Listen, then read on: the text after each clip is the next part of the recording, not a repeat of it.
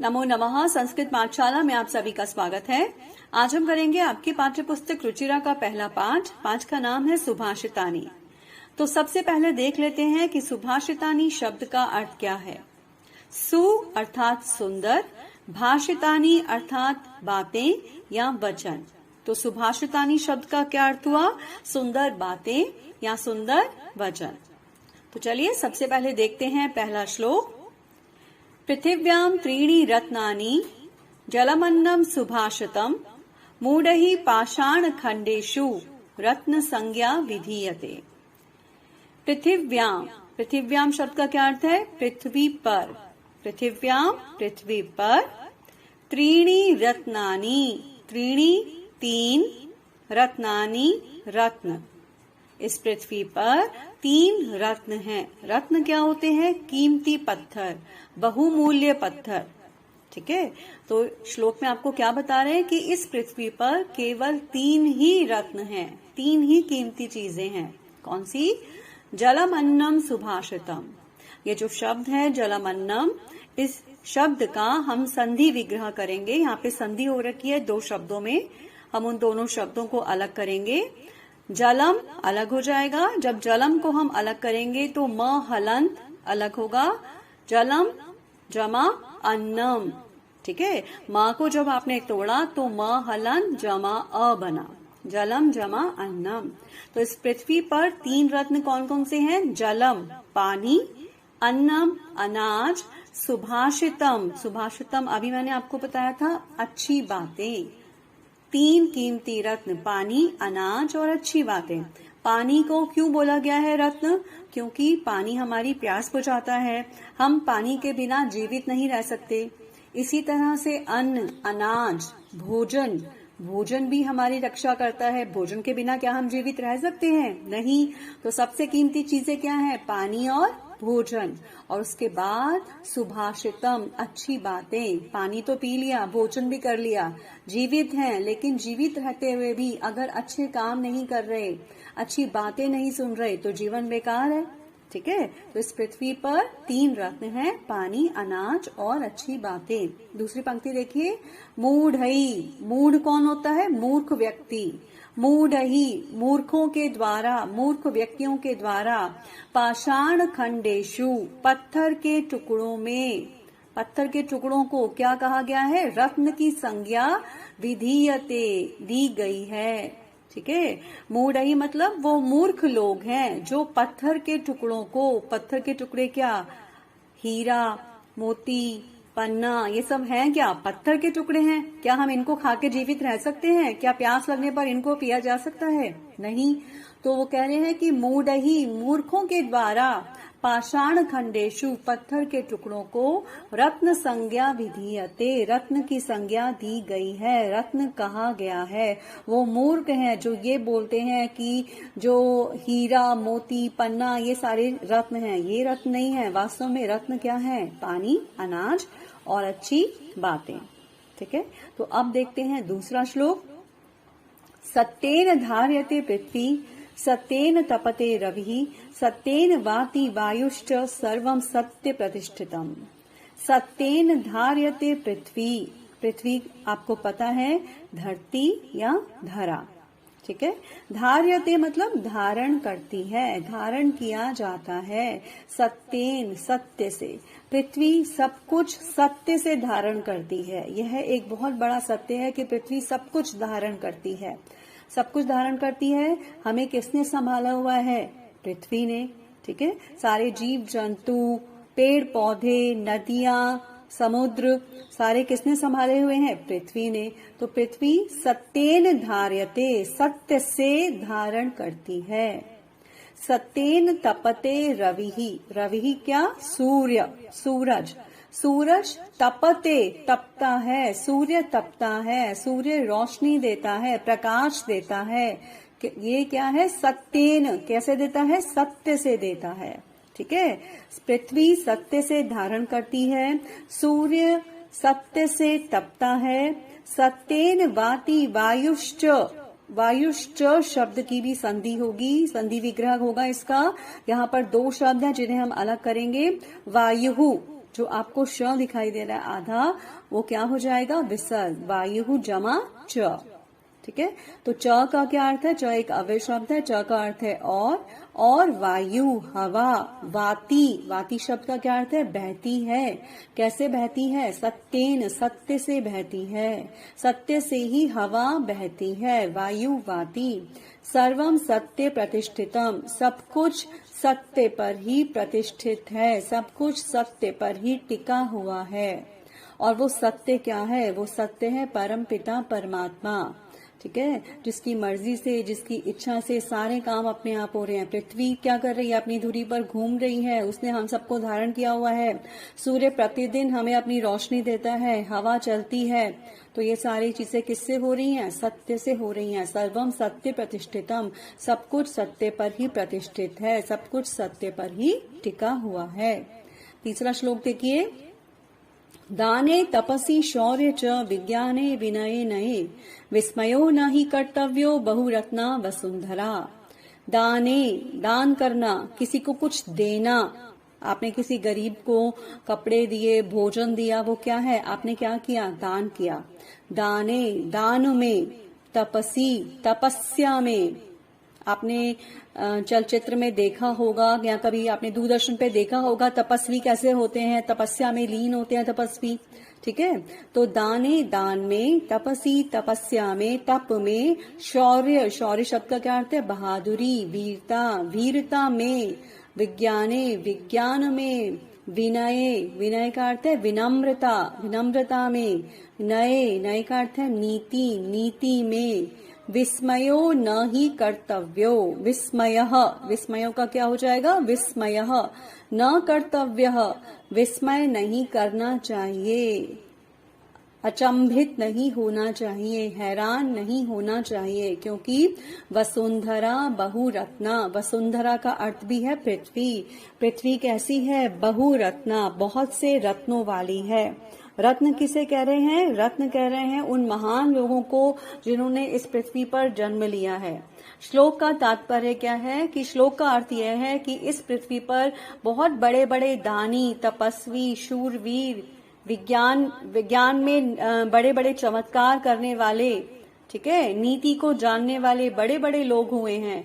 तो इसीलिए हमें आश्चर्य नहीं करना चाहिए, क्योंकि ये वसुंधरा बहुत से रत्नों वाली है।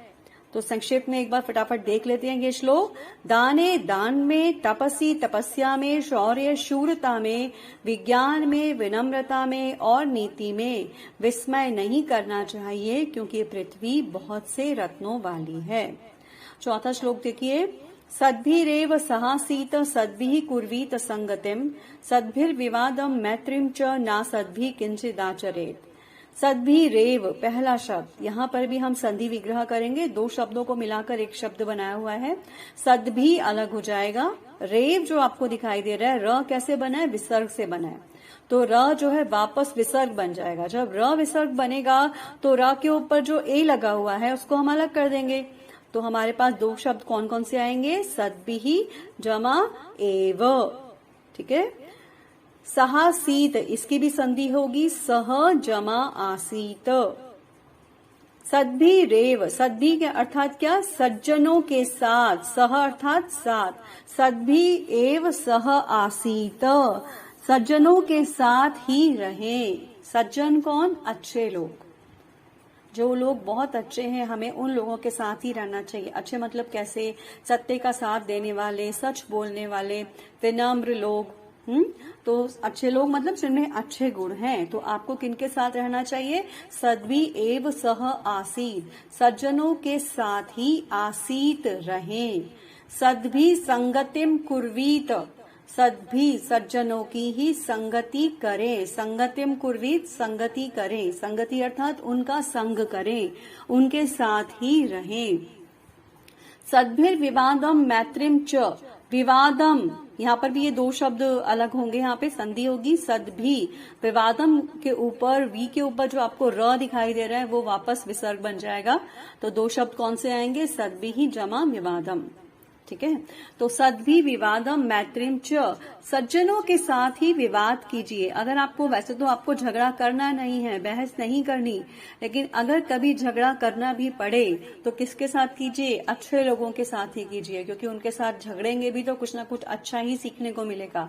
सद्भि विवादम, उनके साथ ही विवाद कीजिए, सज्जनों के साथ विवाद कीजिए। मैत्रीम च, और दोस्ती भी, मित्रता भी उन्हीं के साथ कीजिए। जो भी कुछ आपको करना है, झगड़ा, दोस्ती, कुछ भी करना है, अच्छे लोगों के साथ ही करना है। ठीक है।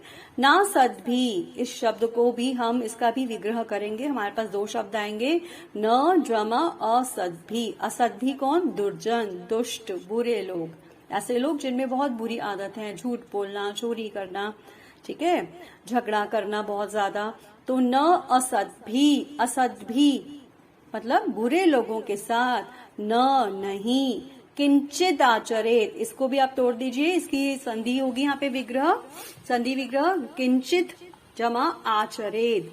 किंचित द जो आपको दिखाई दे रहा है वो अलग हो जाएगा, त हलन, किंचित, ठीक है, और उसमें जो आ की मात्रा है वो अलग होगी, आचरे।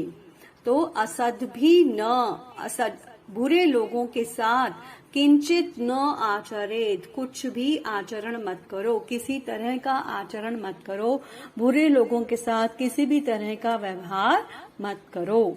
ठीक है। 5वां श्लोक देखिए, धन धान्य प्रयोगेषु विद्यायाः संग्रहेषु च आहारे व्यवहारे च त्यक्त लज्जः सुखी भवेत्। कैसा व्यक्ति सुखी होता है, ये आपको इस श्लोक में बताया गया है। दूसरी लाइन देखिए, दूसरी लाइन से शुरू करते हैं, दूसरी लाइन के अंत में, त्यक्त लज्जः सुखी भवेत्। त्यक्त लज्जः कौन? जिसने संकोच को छोड़ दिया है, शर्म को छोड़ दिया है। संकोच मत करो, किसी भी चीज में संकोच मत करो। तो कैसा व्यक्ति सुखी होता है? त्यक्त लज्जः, जिसने संकोच छोड़ दिया है। कहाँ कहाँ पर संकोच छोड़ना है? पहला शब्द देखिए श्लोक का, धन धान्य प्रयोगेषु, धन और धान्य के प्रयोग में, मतलब धन का कहीं पर भी प्रयोग करना है, आपको धन का इस्तेमाल करना है तो उसमें संकोच मत कीजिए। आपको अपने लिए कुछ खरीदना है, किसी को दान देना है, किसी को कुछ देना है, तो उसमें संकोच मत कीजिए। ठीक है। तो धन धान्य के प्रयोग में संकोच नहीं करना। विद्यायाः संग्रहेषु, विद्या के संग्रह में, विद्या को लेने में, ज्ञान अगर आपको किसी से चाहिए, चाहे वो उम्र में आपसे छोटा ही क्यों ना हो, उसमें आप बिल्कुल भी शर्म मत कीजिए, उसमें संकोच नहीं करना। अगर संकोच करेंगे तो कैसे सीखेंगे? आहारे व्यवहारे च, आहारे अर्थात भोजन में, भोजन में भी संकोच ना करें। भोजन में संकोच करेंगे तो क्या होगा? भूखे रह जाएंगे। तो भोजन में भी संकोच ना करें। और व्यवहारे च, व्यवहार में भी कोई संकोच ना करें। सबके साथ खुलकर, खुले दिल से अच्छा व्यवहार कीजिए। ठीक है। तो एक बार फिर से देख लेते हैं, धन धान्य प्रयोगेषु, धन धान्य के प्रयोग में, विद्यायाः संग्रहेषु च, और विद्या के संग्रह में, आहारे भोजन में, व्यवहारे च, और व्यवहार में, त्यक्त लज्जः संकोच को छोड़ देने वाला व्यक्ति सुखी भवेत्, सुखी होता है। अंतिम श्लोक देखिए, क्षमा वशीकृतिर्लोके क्षमया किम न साध्यते, शांति खड्गः करे यस्य किम करिष्यति दुर्जनः। इस श्लोक में आपको क्षमा और शांति का महत्व बताया गया है। क्षमा क्या है? माफ करना। किसी के साथ हमारी कोई बहस हुई, कुछ झगड़ा हुआ, किसी ने हमें कुछ अपशब्द बोल दिए, हम उसे दिल में लेके ना बैठे, हम उसे माफ कर दें। चाहे वो हमसे माफी नहीं भी मांग रहा तो भी हम अपने दिल से उसको क्षमा कर दें। ठीक है। तो ये इसमें श्लोक में बताया गया है। क्षमा वशीकृतिर्लोके, कृतिर्लोके, यहाँ पर क्षमा वशीकृति अलग हो जाएगा। लोके के ऊपर जो र है, र अभी मैंने आपको बताया था क्या बन जाएगा? विसर्ग। क्षमा वशीकृति ही लोके, लोके का अर्थ है इस संसार में, इस दुनिया में, इस जगत में। वशीकृति, किसी को आपको अपने वश में करना है, अपने कंट्रोल में करना है। तो सबसे बड़ी चीज क्या है इसके लिए? क्षमा, माफ कर देना। ठीक है। तो क्षमा वशीकृति लोके अर्थात इस संसार में क्षमा वशीकरण है। क्षमा के द्वारा आप सबको अपने वश में कर सकते हैं। क्षमया किम न साध्यते, क्षमया, क्षमा के द्वारा, किम क्या न साध्यते, सिद्ध नहीं होता। क्षमया किम न साध्यते, क्षमा के द्वारा हमें क्या नहीं मिल सकता, हमें सब कुछ मिल सकता है। शांति खड्गः करे यस्य, यस्य यस्य शब्द का क्या अर्थ है, जिसके। करे, करे शब्द का अर्थ है हाथ में, जिसके हाथ में। शांति खड्गः, खड्गः अर्थात तलवार, जिसके हाथ में तलवार है। कैसी तलवार, शांति, शांति की तलवार है, शांति रूपी तलवार है जिसके हाथ में। दुर्जनः किम करिष्यति, दुर्जनः मतलब दुश्मन, बुरा व्यक्ति।